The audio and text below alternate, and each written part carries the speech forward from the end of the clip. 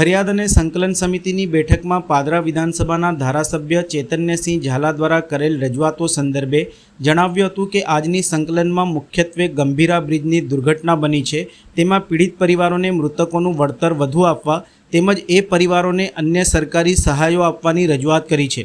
સાથે જ પાદરા તાલુકા પંચાયતમાં મંજૂરી ન અપાતા ખરીદી અટકેલી છે, તેનો પ્રોસિજર ઝડપથી કરવા માટેની રજૂઆત કરેલી છે। પાદરામાં ચાલી રહેલ જૂથ પુરવઠા યોજના સત્વરે પૂર્ણ કરી પાદરા તાલુકાને મહીસાગર નદીનું પાણી આપવા રજૂઆત કરી છે। બ્રિજ ઉપર હજુ પણ એક ટેન્કર છે, તેની રજૂઆત મને મળી નથી, પણ સમાચારોના માધ્યમથી માહિતી મળી છે।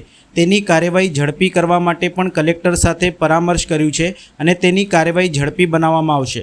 આજની સંકલનમાં મુખ્યત્વે હાલમાં જે દુર્ઘટના બની છે એમાં જે પીડિત પરિવારો છે તો પીડિત પરિવારોને મૃતકોનું વળતર વધુ આપવા માટે તેમજ એ પરિવારને અન્ય સરકારી સહાયો આપવા માટેની રજૂઆત કરી છે।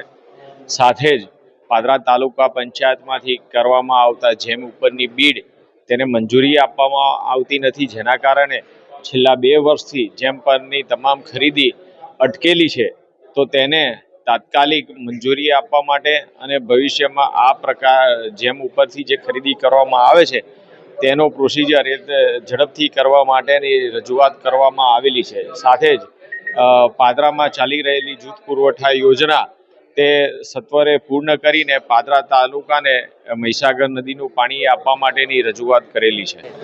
જે ઉપર ટેન્કર છે બ્રિજ ઉપર એની રજૂઆત મને મળી નથી, પરંતુ સમાચારના માધ્યમથી મને જાણ થયેલી છે, તો તેની કાર્યવાહી ઝડપી કરવા માટે મેં કલેક્ટરશ્રી સાથે પરામર્શ કર્યું છે અને કાર્યવાહી ઝડપી બનાવવામાં આવશે।